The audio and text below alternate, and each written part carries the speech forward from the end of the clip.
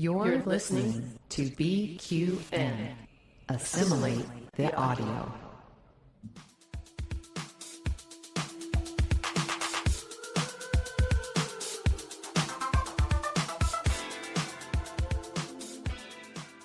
Welcome, listeners, to another episode of All Good Things, a Star Trek Universe podcast here on BQN and the Fandom Podcast Network.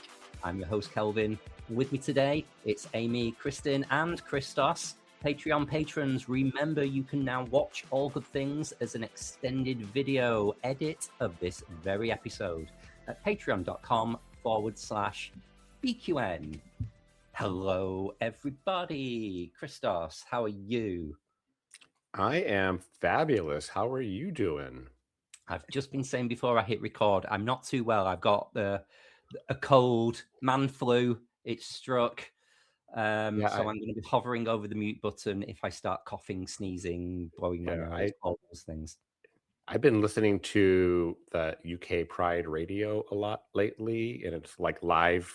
It's like a live radio station, but I'm listening to it here in San Diego, and they keep commenting on how awful your weather is, and dark and dreary and snowy and wet and cold. And so I always think about you when I hear those forecasts. Sorry. Yeah, when you think miserable, I immediately spring to mind. It is true. Sorry. You're laughing your head off. How are you, Amy? I am doing great. I was asked to be on Infinite Diversity podcast here on BQN. So I got to, and JJ, who's our associate producer over on Viewscreen, joined me. So listeners, go check out Infinite Diversity if you want to hear mine and JJ's fun discussion over there on Starfleet Academy.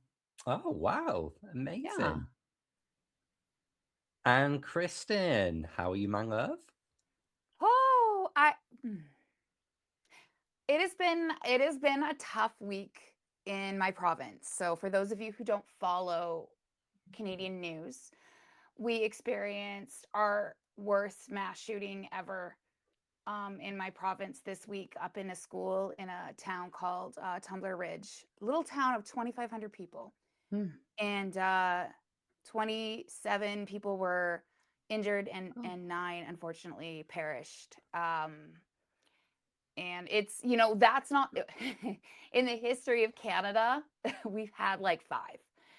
It's a very unusual thing that we have up here. So it's been very hard to deal with as a Canadian, hard to come to terms with that. This is an issue that is global and can affect everybody, but I'm also so proud to be Canadian because our politicians, all the leaders, we have 5 major parties, and all the leaders met at the vigil for the victims, and they all held hands. Wow. And prayed for the victim. And the election up here was hard, right? Carney was the victor.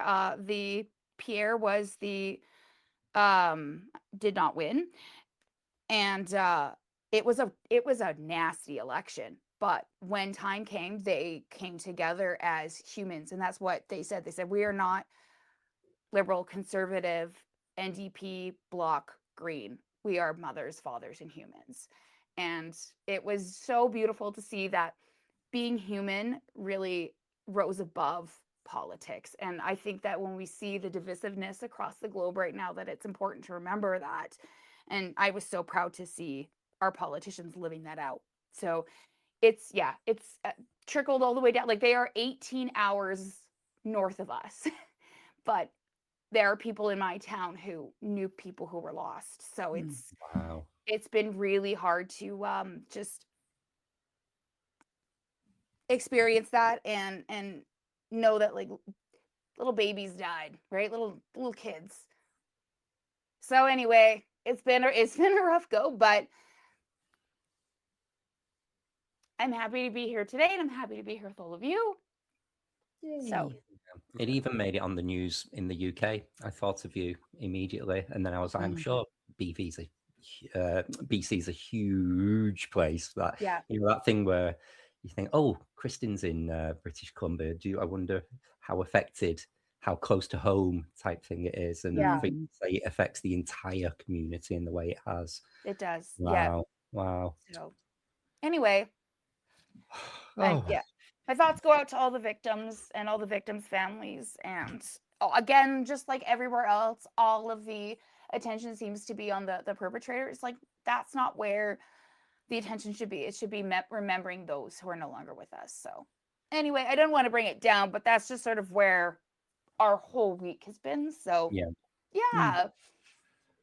Well, But I mean, let's start as we mean to go on by referencing your man, your Mr. Andrew Robinson. We're doing a Garak episode today, and it was only his birthday yesterday as well. So what amazing time. I didn't know his birthday was on Valentine's Day. What a lovely birthday.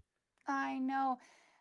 And it's funny when you read sort of again, I like that weird crap. So I have a book, and it kind of describes the personality of whoever's born on, and it does every day of the year.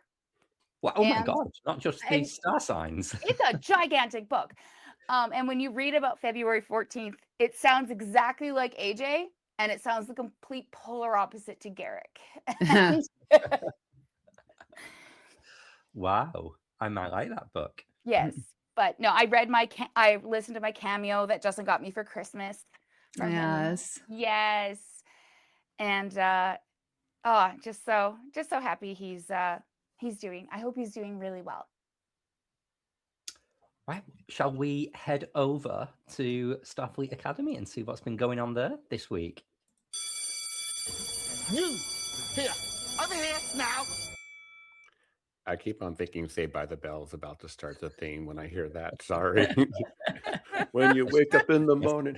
PTSD about being at school. So, who wants to start? Amy, obviously you've done a really big deep dive on the episode if you've been on Infinite Diversity. What were the snippets and highlights you want to drop for our All Good Things audience? Oh, I am just really enjoying the show, and this episode yet again just was great. There were some things, the Furies just really, I just need to accept that we're going to get some weird creatures that I don't really understand. They tried doing the same old, we don't know anything about them, so they're scary. So I'm still trying to get used to that. But the strategy between Ake and Nustifer, as we learn, just was so delicious. Again, Paul Giamatti is great. So I'm really enjoying it. And then how they're broken up with the War College and the Academy to do this task, I think was really great. Because then you get to see the characters interacting in a different way, and that, so overall, really good episode. What about you, Christos? I love the episode.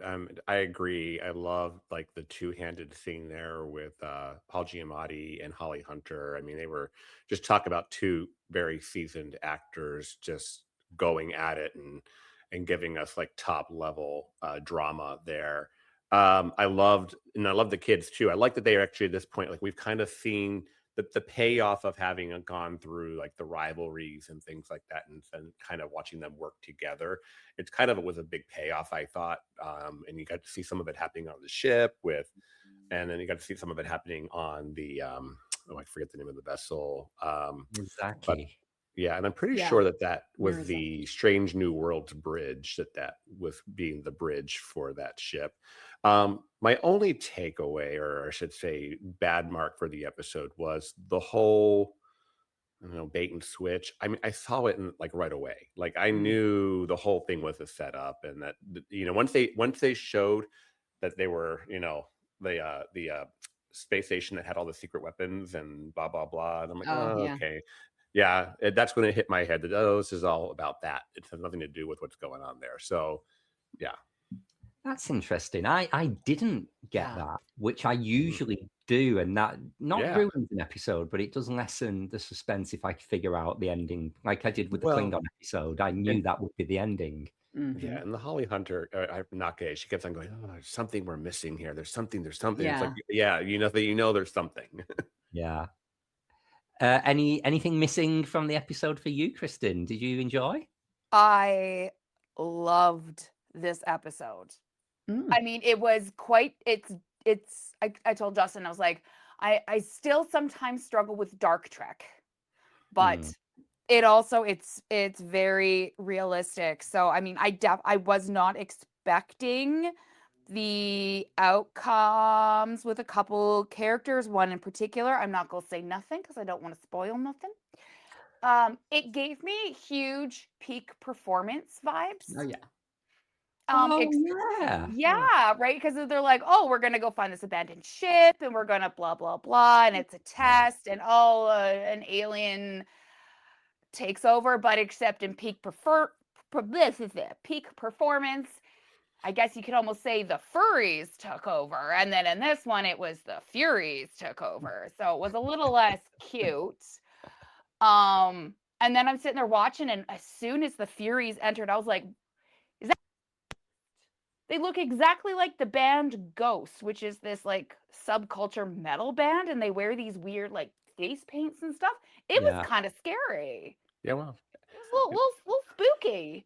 So love that. And then also Terima. I understand why. Let's just say you get to know why she wears the implants. Yeah. You're like, oh, I get why your dad made you wear that. Because dang, girlfriends, that is whoa. Again, no spoilies. I loved that it explained why the Betazoids were doing sign language in the second episode, because at the time everyone was like, what? Is this normal now? And everyone was hating on it. And now we know why her daddy's deaf. The other thing I thought of the episode, and maybe it would have been too obvious because it has been done before, but I thought the Furies were the crew of the Miyazaki that had been trapped in subspace and gone a bit mad. So it was a little bit Star Trek Beyond. It was a little bit Realm of Fear if they'd gone down that route. But I thought they were old Starfleet officers. Well, they said that they did mention that they were a human-alien hybrid. Yeah. So I'm wondering if this was a way of introducing a new alien race now. And Paul Giamatti said something really interesting. Nostifer said, they're always in pain. So I'm wondering if there was something with the DNA or the genetics that maybe didn't work quite well with the offspring, and it's causing like they're in chronic pains. Think fibromyalgia. So I guess you can kind of understand why they're a little pissy, for lack of a better term, all the time, because they're in constant pain. Yeah. Kelvin, what did you think of our red shirt daddy? Oh, I mean, it was nice to look at him while he lasted, but as soon as you knew. You knew exactly. That's why he labeled him red shirt. I was so upset. He's gonna die. The second we met him, I'm like, he's the first to go. Yeah. I will continue to protest. More Oded Fair. More Oded Fair. So yeah. I'm very surprised how much we're getting of him. I thought it would be like, a nod, a cameo, and for him to, what's this, his third or fourth episode he's been in? They've got more out of him than I thought we would be getting of Tilly. Yeah. I need intro.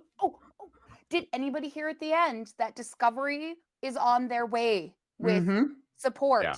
And I'm like, we're getting Tilly. Well, do you think I thought she was already at the Academy. Yeah, that's what I thought too. I think that's the second or third time they've like name dropped Discovery as doing something. Yeah. It's like we know as an audience that it's out there, and then we know that because of the way Discovery ended, it has a very long service record that continued way beyond the end of the show. So they have to they just name drop it on occasion. I thought they were. Never mind, I missed that. Then it's like similar to Deep Space Nine. While they were starting, and they'd be like, "Oh, the Enterprise," because TNG they had that overlap. So this is our little overlap. Is they were always, the Enterprise is 3 days away at maximum warp. Yeah, can be there in an instant. So they really need to work hard. So why doesn't Discovery come to the rescue Come save in them. 5 minutes? Yeah. Also, the dialogue in this episode was so good. The writers need to be credited for doing a really good job with everything, because my new favorite line is, the enemy of my enemy is still an enemy, and this one's an a-hole. That was one of the best lines I've heard in a long time. And then the whole back and forth, all of Nas's quips and lines and being an a-hole himself were just so well written. It's really, he's a jerk, and I don't know why, but I love him. I'm Did torn. Jewelry. Did you really get good. any sympathy for him now that Yeah. we know a little bit more of his childhood? I did. Because when you learn about complex PTSD, and I guess just general PTSD, you learn about how it's affected by your instability in childhood, and your mind's and your brain's way of protecting itself is to reform how you react to trauma, how your brain becomes oversensitive to trauma, et cetera, and it really affects your fight, flight, fawn, or freeze. And so he obviously found that the fight was his number one route to go. So with complex PTSD, because it's been part of your life, who you are is not necessarily who you had to be, but because your ability to feel safe and secure as a child and receive the stuff that children need was not there, it has completely permeated his personality. So you gotta think, like, if his dad hadn't been an a-hole and he hadn't experienced that kind of trauma, and he hadn't had to constantly rely on his nervous system to protect him, would he be a nice guy? Yeah, I mean, I think it always boils down to our big villains. You know, your cons, your everybody. They all have some motivator. Mhm. You know that is it nature or nurture? You know, and there's you And kind thank of God have they that. do. There's nothing worse than like Batman, where everyone's just mad and it makes them evil. It just does terrible things for mental health. My eyeballs, I should say, went in a slightly different direction in terms of continuity. Did anyone else notice that Caleb's trousers like magically disappeared and then reappeared in that opening bed scene? Yes. So when he was in bed with, once he was wearing pajama bottoms, and then he was wearing just underwear, and then they were back again. So I wasn't paying that much attention. Only Kelvin would notice that. I noticed it. Arms were present too, I will add. Yeah, I liked. I did like seeing Kyle and Jaden kind of getting a little closer. I wish Jaden would have done a little bit more, like, here, I'm going to fix your leg or something, and pull out something from his badge and do, like, I thought that would have been a little nicer if he would actually had something more to do, because other than kind of playing nurse, he didn't do a whole lot when they were on the bridge. And then I just want to kind of call out what I think is a little bit of a missing thing from the show about 6 episodes in. We never see Federation leadership. We see Dadmiral step in as a proxy for that, but he's Starfleet, right? So like episodes like when they're negotiating with the Beta Z and whatnot, the president really should be there and stuff like that. There's been several times where it's been like Federation type stuff, and we're using Starfleet to act as that leadership role. That's why you're seeing him so much, because they're not bringing in or bringing back the actress or whoever is the current president of the Federation, but you just keep using our Dadmiral.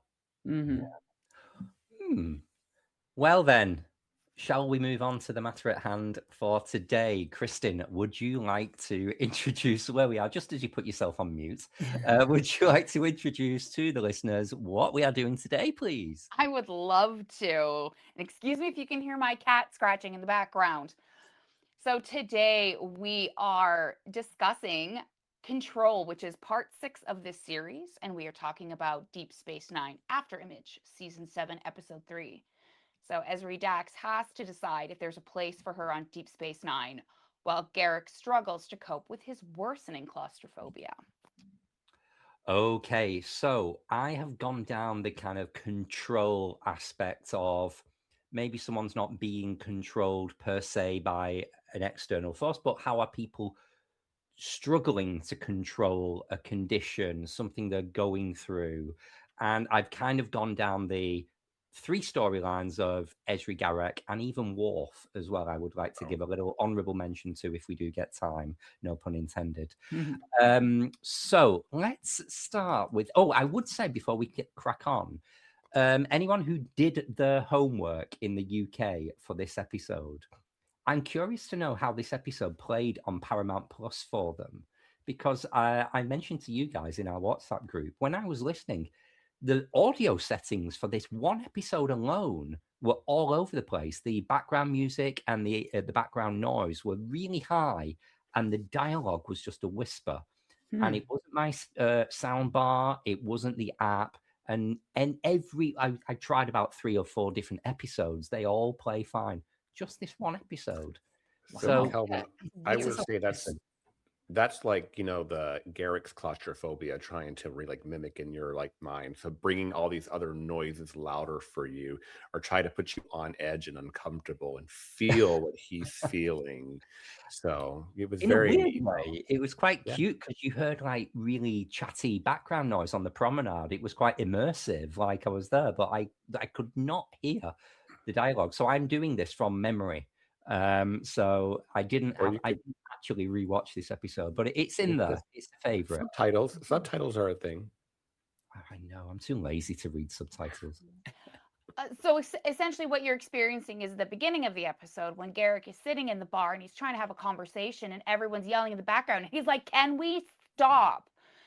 I felt that because that's where I am. I'm like, the noise needs to come down. 10 to a 3, please. Yeah. Yeah. The older I get, the more I become like that too. Like if I'm in a really loud bar, like even last night I was out with my friends a little bit and there was 3 of us and I couldn't hear what they were saying to each other very well. And it was becoming maddening because you don't want to be perceived as disinterested either, right? Or like you're not paying attention, but when you can't hear, you can't hear, and it's hard to participate. You can only yell, what? So many times. And you're like, okay. Kristin, I said to you last week, this happened to me last weekend. Last weekend, I went out for my first night out of the year because I was doing Dry January.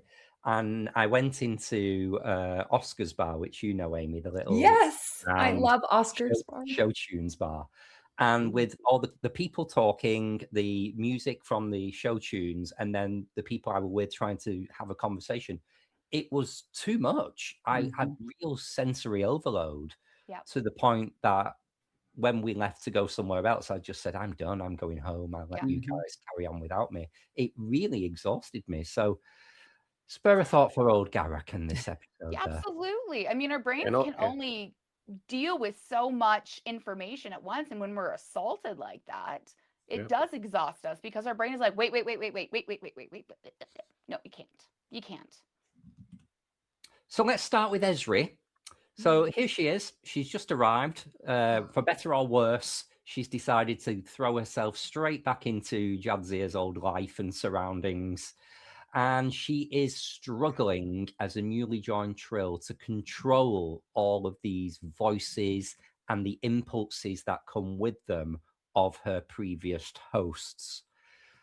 So, I mean, what did you make of all of these behaviors of, not knowing what to eat because someone was a vegetarian, or not knowing if she still enjoys something, or could you not relate, but did you understand that narrative? What about you, Christos?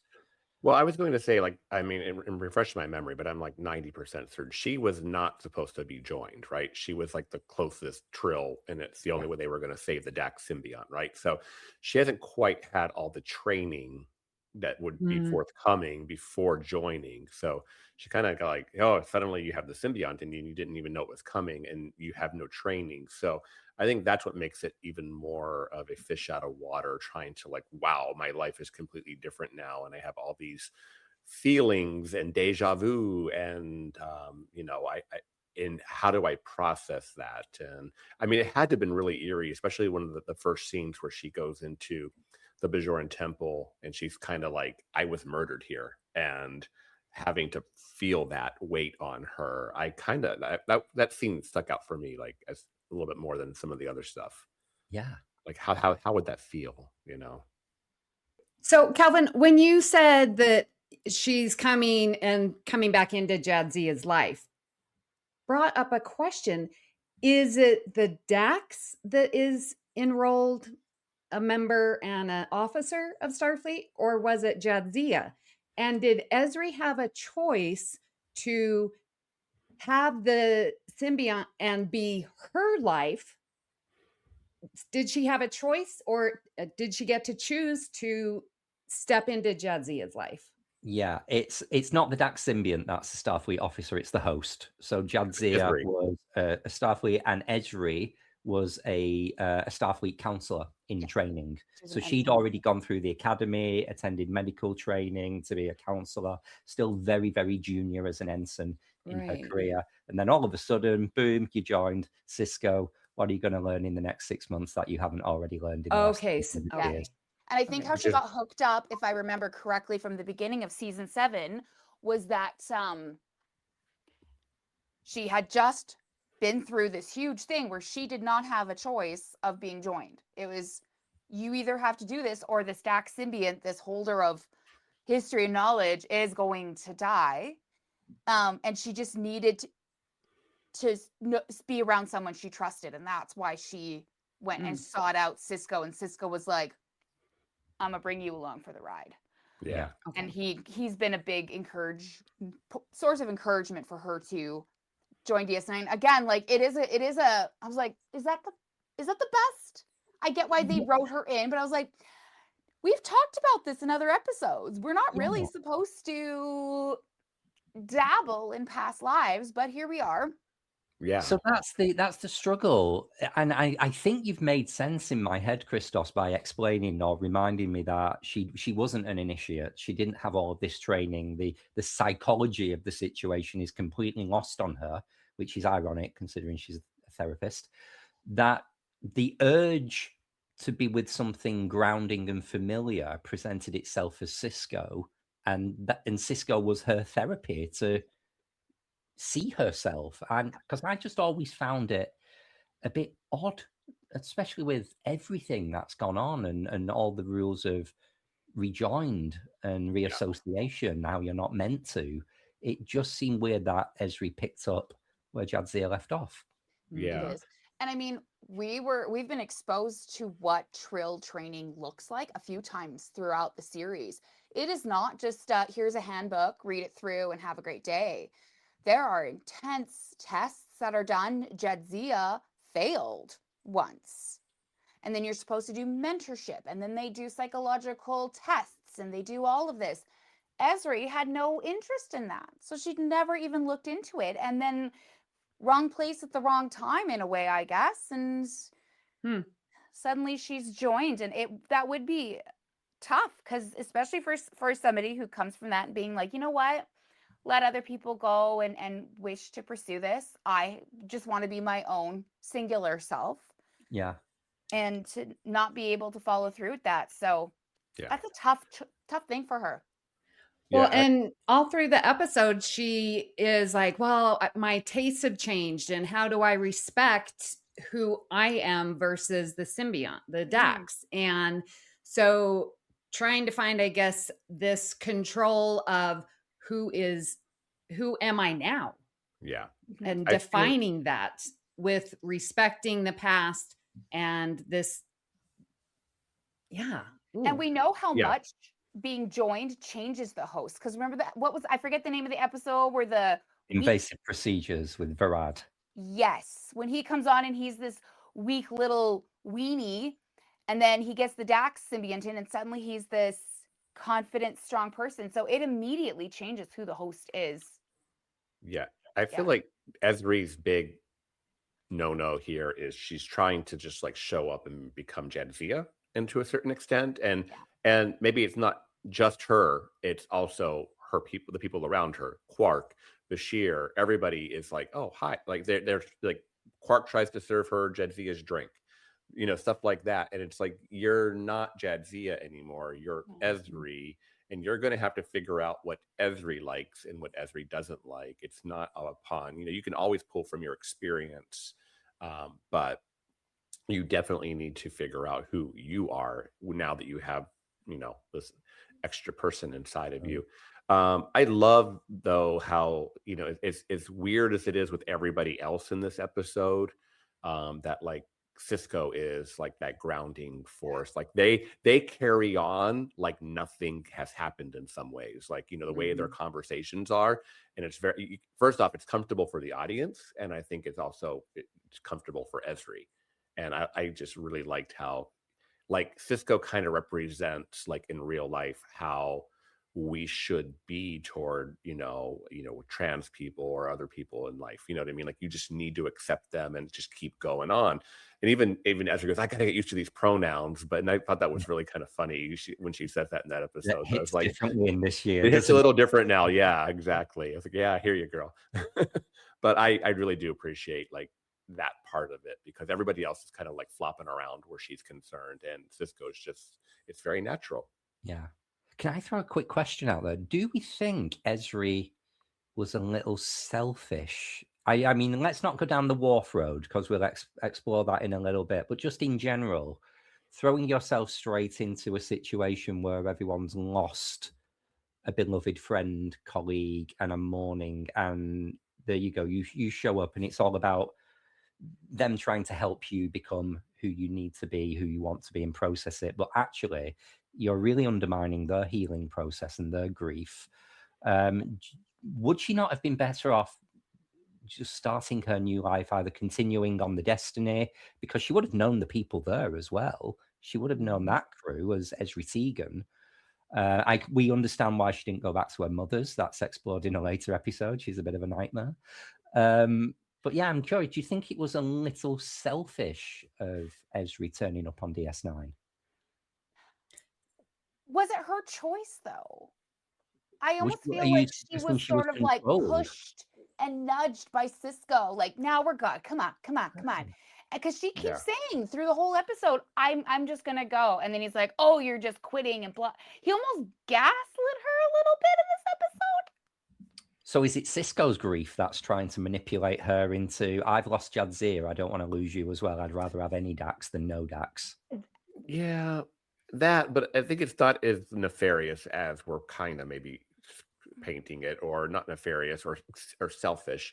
He understands he had the relationship with Curzon Dax, and then he had a relationship with Jadzia, and he is like, I know how to do this. I made that change from Curzon to Jadzia.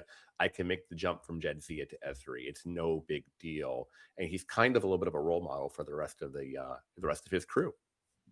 I'm curious, has anyone had to almost move away and reestablish yourself as a new character in life? Clearly, we've not had a symbiont, but we've all had our past life, of being in the closet, being in the church, all the things we talk about all the time.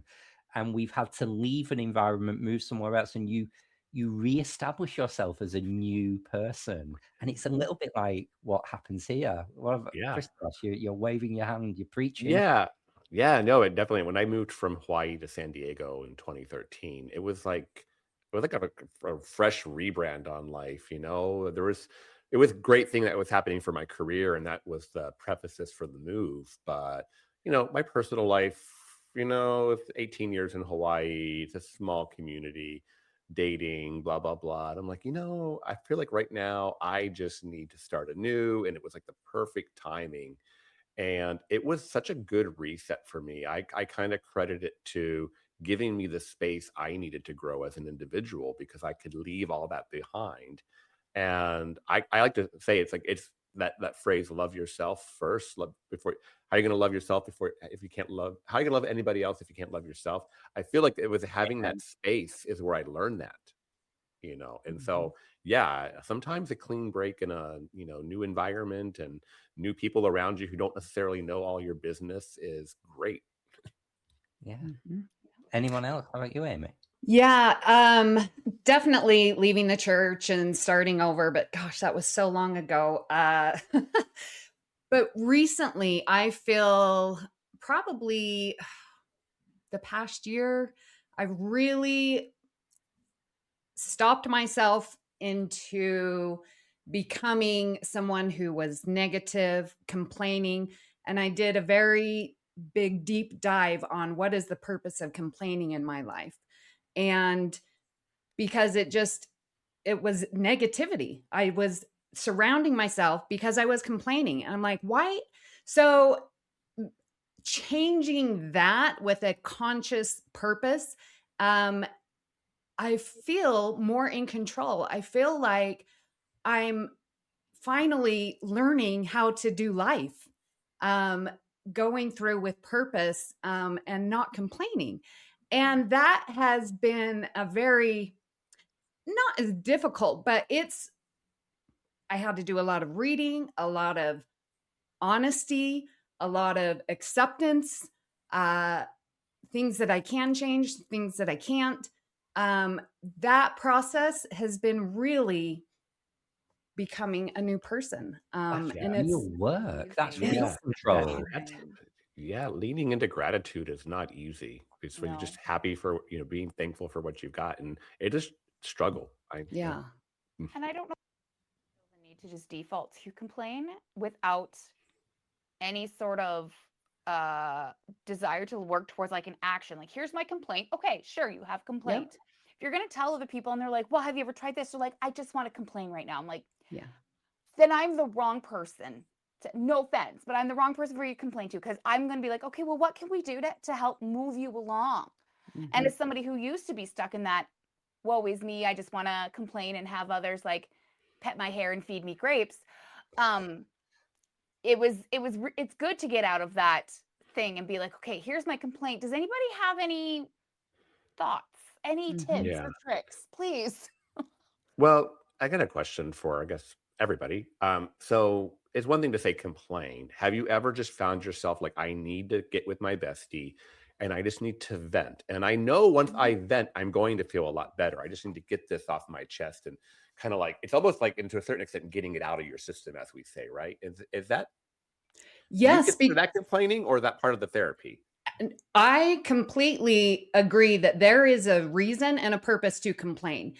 If you want to change something, like if there's an injustice, then yes, we need to complain and we need to get the word out and we need to, try and find. But if it's not in our control, so there's a reason. And yes, processing and understanding that also has a purpose. And can you do that well? And are you choosing the correct person to do that with, Kristin?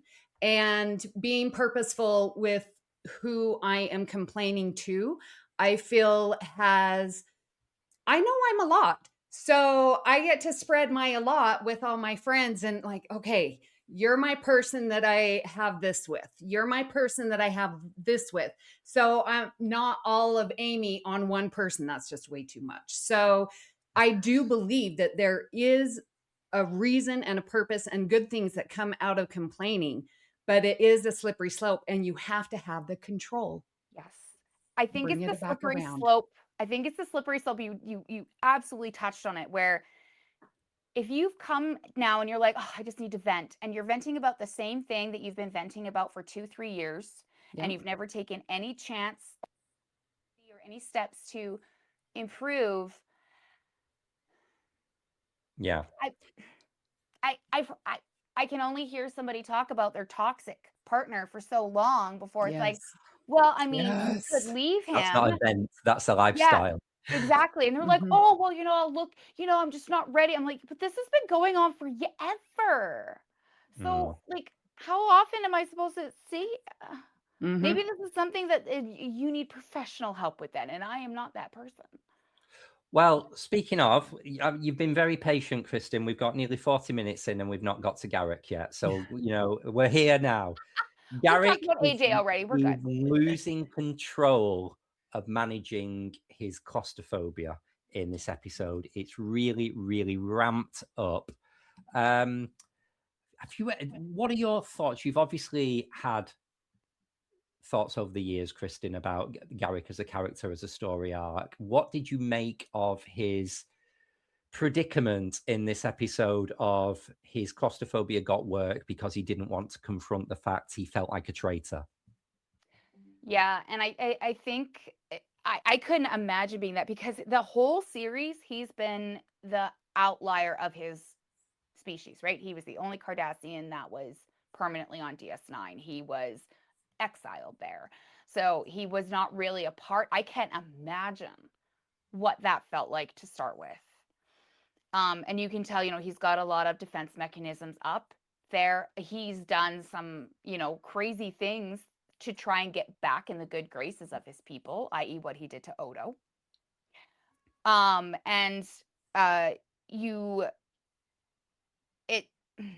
Looking at the therapy, therapy is very scary for some people, because it is, now you're needing to confront it. And it's that whole thing that we were talking about with not being ready to move on and just wanting to continually complain. And confronting it would mean he would have to take steps to remedy the situation. And maybe he wasn't ready to, because what he would have to face is, again, very traumatic. The claustrophobia, again, almost like with Nas that we were just talking about, Starfleet Academy, it's dating back to a very, what sounds like an awful childhood. Who locks their kids in a closet? Actually, my brother locked me in a suitcase once. That's just a sidebar, sorry. My brother tied me up with the vacuum cord and put me in a closet once. I buried my little brother in a big chest of toys and buried him and sat on it. Yeah. Trash.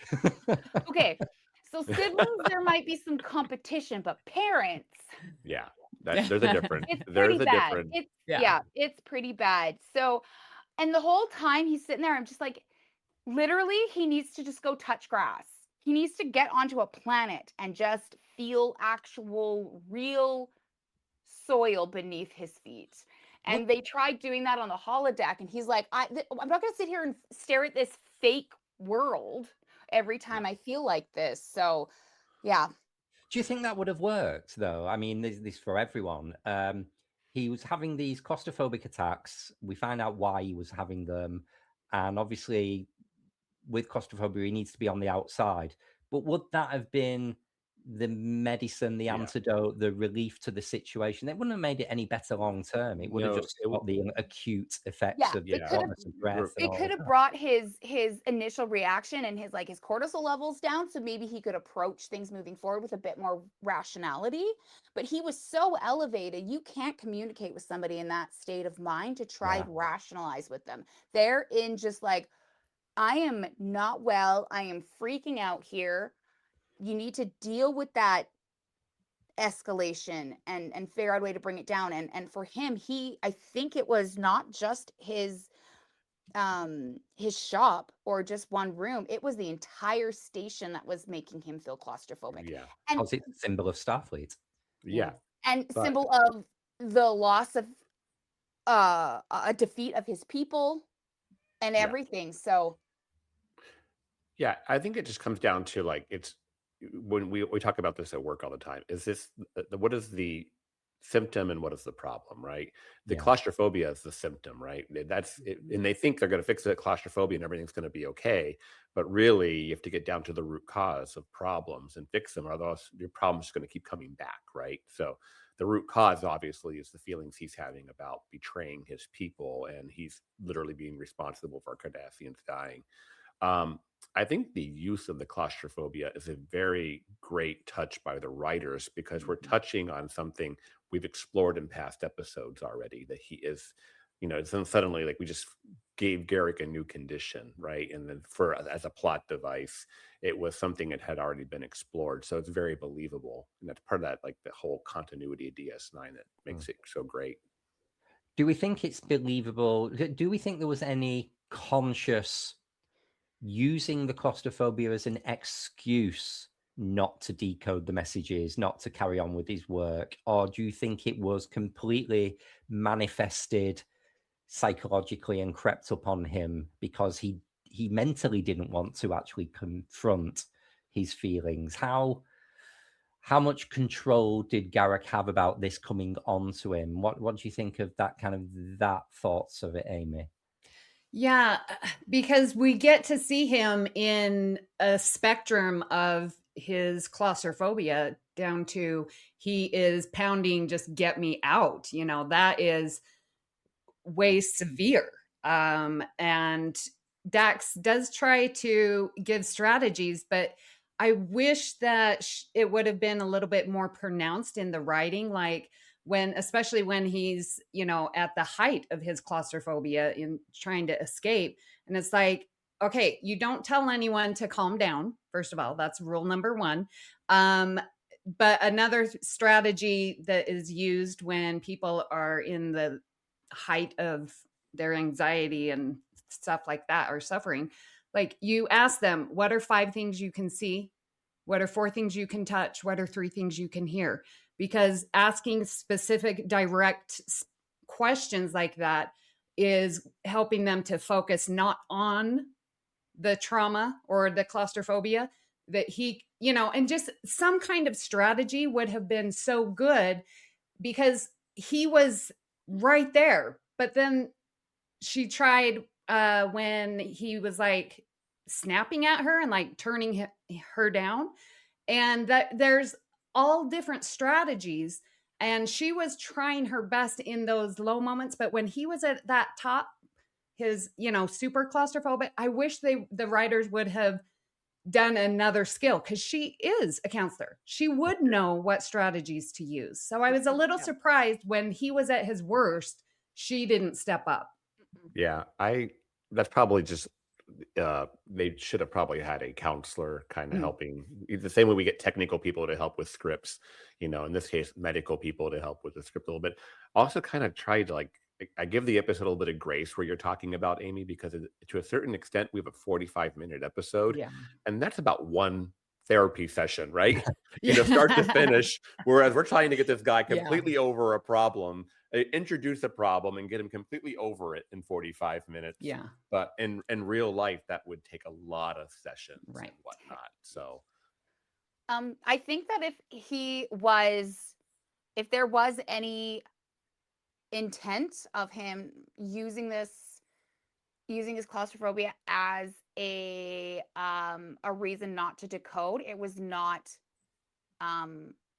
intentional. It was a conscious choice that he was making. Again, I do believe very much that he was in his fight or flight kind of mode here, and he was very much fighting with his relationships with a lot of people. But he was, if anyone's ever been in that, where your anxiety is so high and you are spiraling, sometimes all you want to do is just wrap yourself up in a blanket and just cocoon, right? You just need to cut yourself off from the outside world. And I felt that's what he was kind of doing. He's like, no, I'm done. I can't do this. I'm sorry. But I knowing Garak, knowing how he has risen to occasions before when it does not affect him personally or affect his people personally, he's dealt with stuff no problem. But now we're dealing with a lot of very personal things. Plus, knowing that this force, this dominion, has invaded and taken over his home planet. That's also huge. So he's fighting for all of this, but also realizing that he's needing to mourn the Cardassia he once knew, because it no longer exists. Yeah. Can I just touch on the Worf aspect very quickly? I do love to come at Worf a lot, particularly with the Jadzia relationship and the toxic masculinity. I really got the sense that Worf was trying to guilt trip and manipulate Ezri to leave, just so he could get on with his own grief, which is, as you said earlier, Christos, the complete opposite of Sisko's embracing of Ezri as a new. This is normal for Trills, and Cisco was accepting that is the way trills are. With Worf, everything was about him in this episode. Yeah. He was. Any counter thoughts to mine? Not counter. I'm going to pile on. I put this in my regeneration. Like, Worf is a complete asshole in this, and to the way that he bullies and even physically manhandles Julian. He should. That's a call to HR. That's serious. Like, where's my union? Super serious. Like, like you are physically threatening bodily harm, and in some cases roughing them up because you can't handle your emotions and whatnot. And you know, and like, I just can't stand it. It just reminds me of like the freaking high school bully, and you know, someone just needs to beat the shit out of him. Sorry. And I mean, he didn't get the physical caca beaten out of him, but he definitely got a 1-2 punch from his old friend, Monsieur O'Brien, who was like, "You're acting like a douche, and Jadzia would be very upset with you right now." Yeah. And I think him realizing that Jadzia was a lovely person who cared a lot about her family. And Ezri is now her family. And you're treating her like this? No, ma'am. No. So Worf in the end dialed down his controlling aspects consciously, and the scene in the, you know, the get together at the end when he holds up the glass, that's him doing his best to try, and that's the most we can hope for him. He's got a lot of damage to undo, though, and a simple toast is not going to undo damage. Like, boy needs to he needs to say, "I'm sorry." And so please, again, did he even say, "I'm sorry," those words? Didn't he later? Did he? In another episode? Because I feel like... Yeah, maybe when they're on the planet. Maybe when they're on the planet at the end. Maybe, because I know that, like, actually verbalizing the words, "I'm sorry," does a lot to heal a relationship when you have done wrong. But it takes a lot of chutzpah of the person to be able to say, "I'm sorry," because that is admitting that you have failed. You've done something wrong or incorrect. And for Worf and the Klingons, on the whole, they don't want that. They don't want to admit that they are wrong. So it would be very counter to who he is. And again, looking back at his childhood, lots of trauma in these episodes. He, again, lost his family. He was raised by outsiders. He doesn't know who he is. Very much like Ezri, he was forced to accept a lifestyle that he never intended and did not have a choice to take. Oh my God. They're like the same journey. So he should know better. Well, yeah, you know, he should.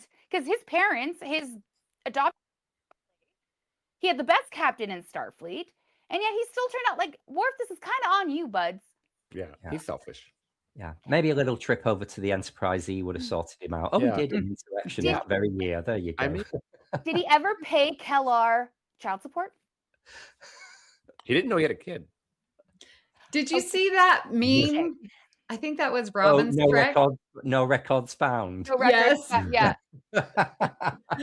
Computer, show me Worf's. Yeah. Child support payment. No records found. Right. I mean, we're all laughing. Let's end Worf on that one and finish with our assimilations and regenerations. Christos, what were your assimilations? I did, after all that Worf bashing, and I think Kristin touched on this, I did love that it was Miles that kind of shows up and dispenses some words of wisdom and basically saying, like, you're being an ass, and this is not what your wife would have wanted you to, how your wife wanted to act. And I'd also, with that one thought too, is like, I think it would be like a really cool thing to say if I lost somebody that close to me, that I still get to have part of them with me, and can, they're not truly gone. I think that's a really sweet thing that a lot of, like, I think Cisco gets, but like the rest of them doesn't. Yeah, so I think, yeah. Amy, any assimilations for you? Yeah, I really liked this episode.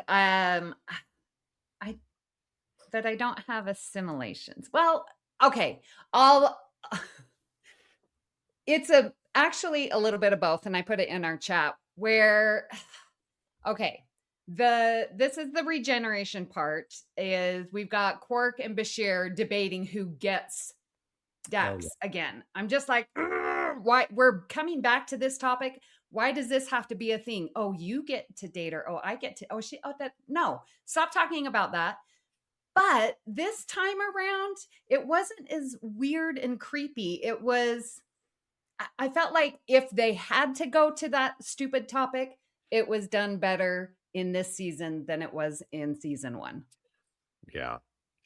I also liked the line when Ezri and Bashir are talking, and I liked it because it was real. But she says to him, if Worf hadn't come along, you would have been the one. And you can just see how much that hurt. Yes. For Bashir to hear, oh, that was just one line, but it was very powerful. And Christos, as I said, I didn't rewatch. If I had, that would have gone straight in as a regeneration for me. How awful would that be for someone to hear that? It's a horrible thing to say. It is awful, but it's a sign of showing Ezri not having any training, that she should not say things like that. It's not right for her to say things like that. It showed kind of an immaturity and lack of training, which kind of you lean more into the idea of what she's going through. She doesn't know how to filter what she's saying to protect people's feelings. That's a good point. Which is very interesting, because when Cisco says, well, what could you learn in the next 6 months that you haven't learned in the last 300 years? A lot. A lot of technical things that have to do with effectively counseling another sentient being. It's always good to go on. Not done her training. They made her skip. Harry Kim would be losing his mind if he knew how quickly she moved from ensign to lieutenant. That poor guy spent years, and she just like, whoa, look at me. Whoops, I didn't even try. Well, beta canon, she becomes a captain 2 years later. Oh, there you go. She had quite the journey. He's still an ensign. Well, she got all that Dax experience, right? Come on.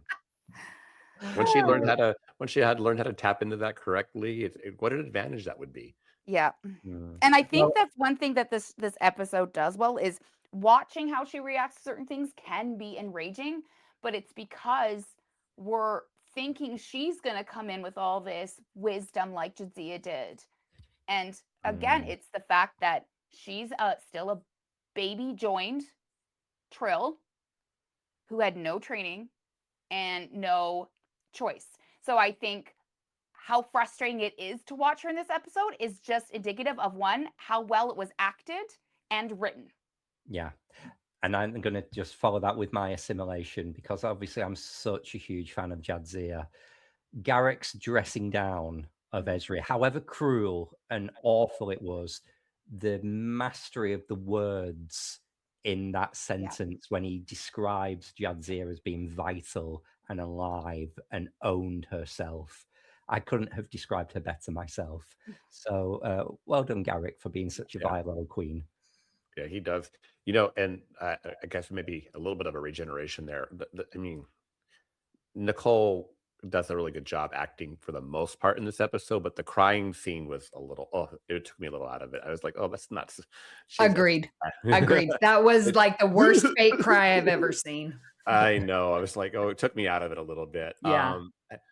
My little regeneration, because I talked about Worf being Worf, is that I felt like we needed more of Kira in this episode. You get her in the Bajoran temple at the beginning, and very briefly inviting Ezri to dinner with her and Odo.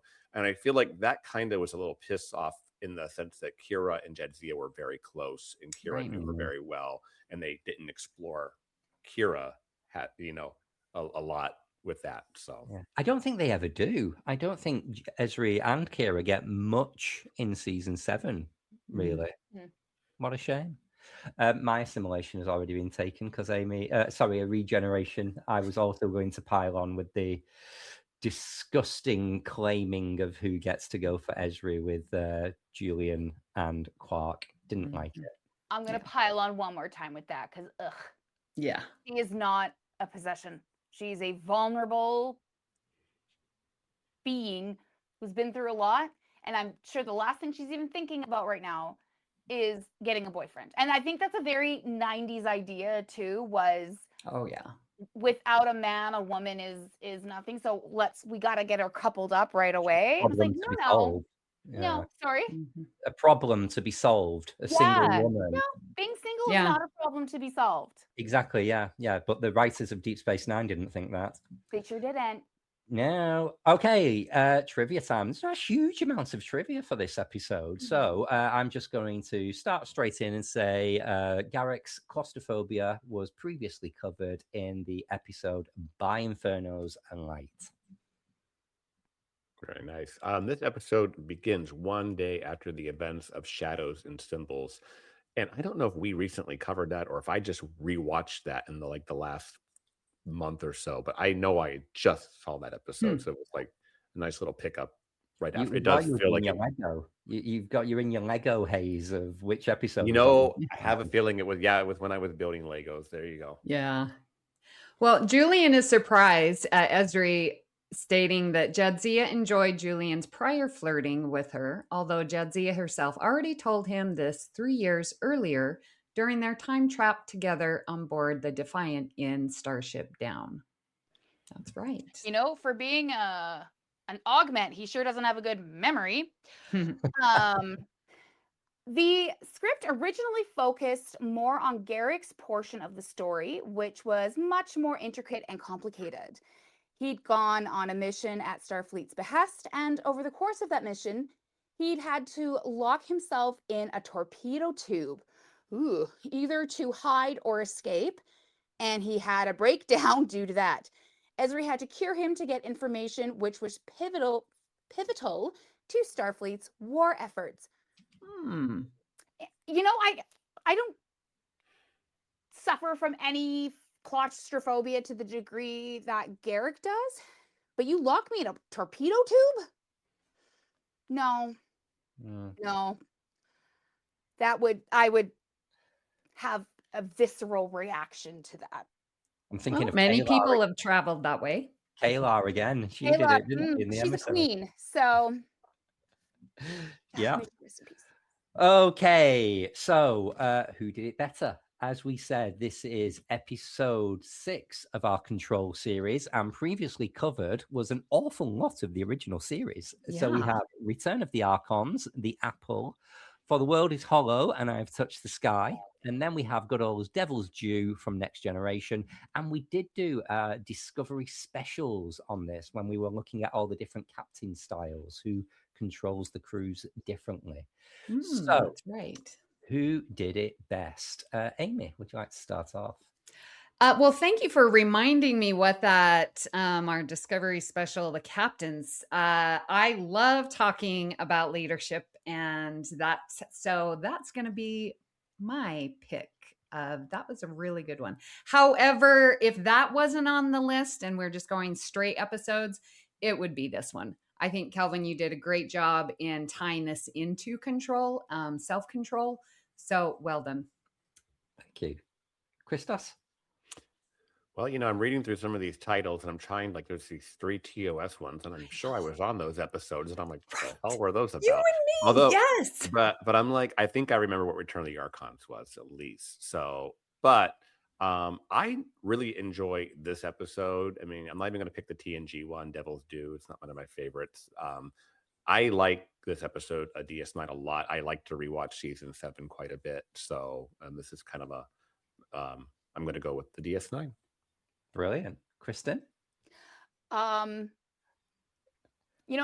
going back, I saw a funny meme the other day, and it was like, did anyone ever realize that on the original series, their names were always like, once again, we march onto the breach of death, and it has nothing to do with marching to the breach of death. But then TNG is like, calls an episode Disaster, and they have a disaster. And I'm looking at these episodes, Christos, exactly what she said. I'm like, wait, what happened in that one?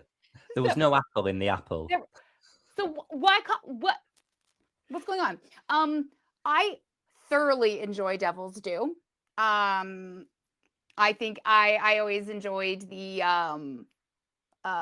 main devil lady, Audra.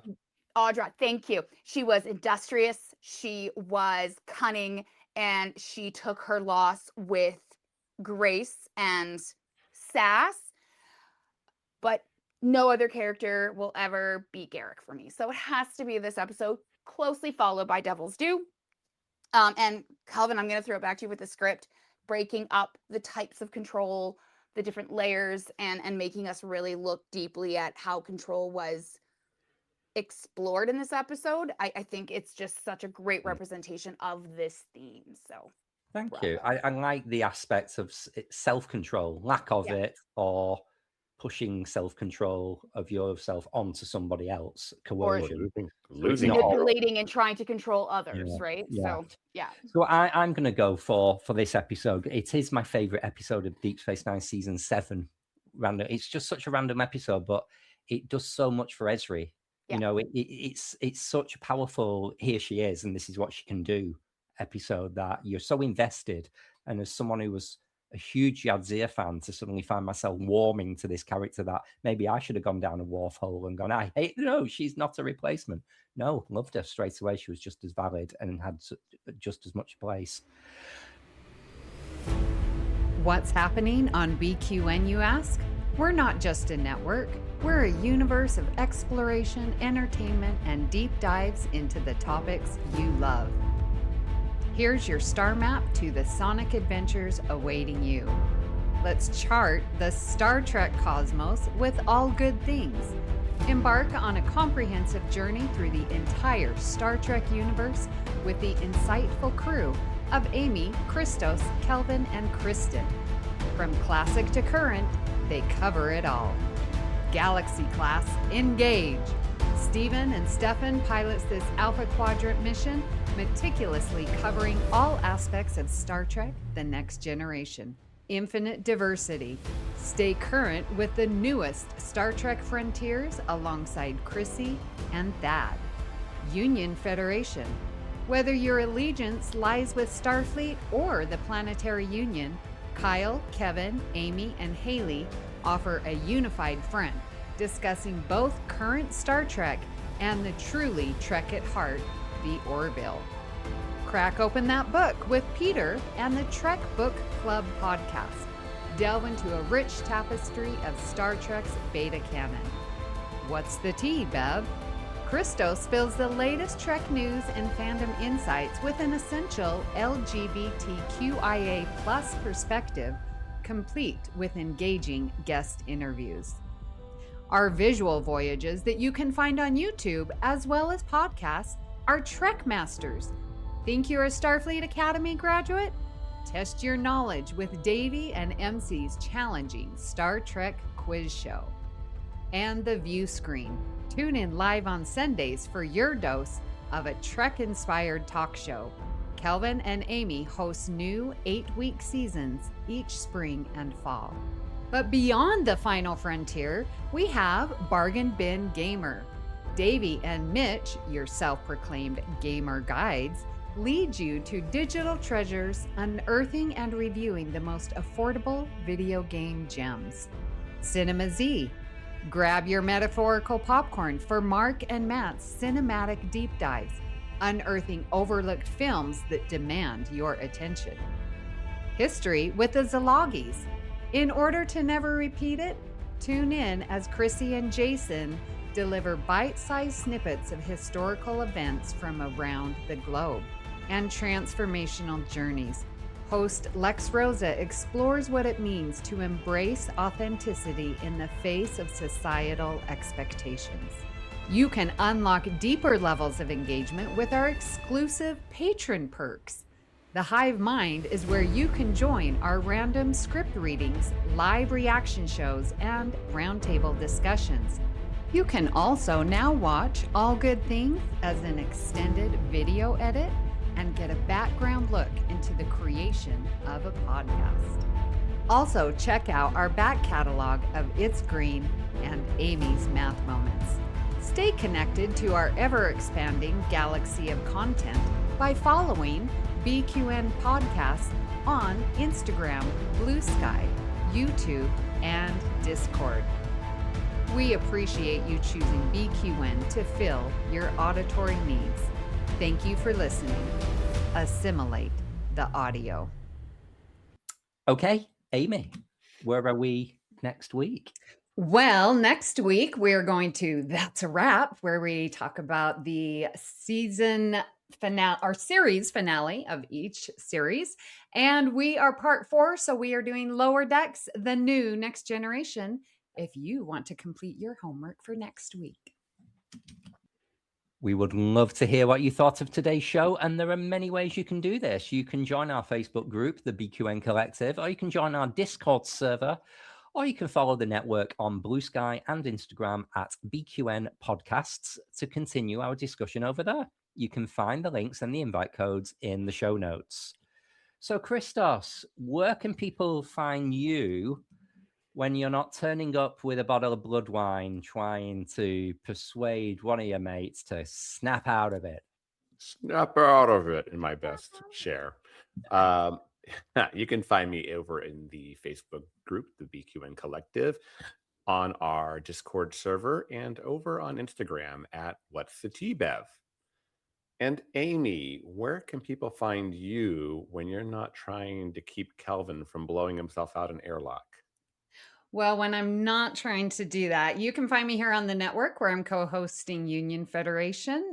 We just did a mid-season review of Starfleet Academy. You will see me in our Discord server and in our Facebook group. Kristin, where can people find you when you are not cocooning yourself away from the world? You will find me continuing to cocoon myself away from the world. Specifically, pretty much staying almost entirely off social media. I will go on entirely just to look at other people's cats. Then I'm done. But I'm on WhatsApp. Send me a text. Send me a carrier pigeon. Those are still things. But yeah, it's just... It's scary out there, you know. I understand why we read that, and you know, if I get Garak a lot in this episode, where I'm like, oh, I hate what's going on right now. I don't know how to. My brain doesn't know how to reconcile. Anyway, I digress. Kelvin, where can people find you when you're not locking yourself away in a tiny little tube? Or a suitcase, as I alluded to earlier with my brother. Thanks, he doesn't understand oxygen. Okay, when I'm not being suffocated by my older sibling, you can find me. My dad listens to this, by the way. I've really grassed him up. You can find me all over social media at Kelvin's Timeline or in the BQN Collective, where I love to see everybody's posts. So keep that up, please. You'll never hear a commercial here on BQN, and if you'd like to help us keep all of our shows coming to you each week, you can become a patron of the network on Patreon. For just $1 a month, you can watch the video version of this very podcast, and it's a doozy this week. Or you can join our reaction shows, script readings, and enjoy our special Patreon-only back catalog of shows like It's Green and Amy's Mouth Moments. Visit patreon.com/BQN to sign up and get all the details. And if becoming a patron isn't your thing, you can still support the show by sharing our posts on social media, talking about it with your friends, or hitting the subscribe button on Apple Podcasts or wherever you get your podcasts, and leaving us a star rating and a written review. That helps others to find the show and builds our little community of awesome listeners. At this time, we would like to thank all of our patrons, but give a special shout out to our very own associate producer, JJ Sheestrom. A special thanks to Graham Kelly for our opening and closing music, and Kelvin for our artwork each and every week. Thank you for listening. We hope you'll join us as we search out all good things.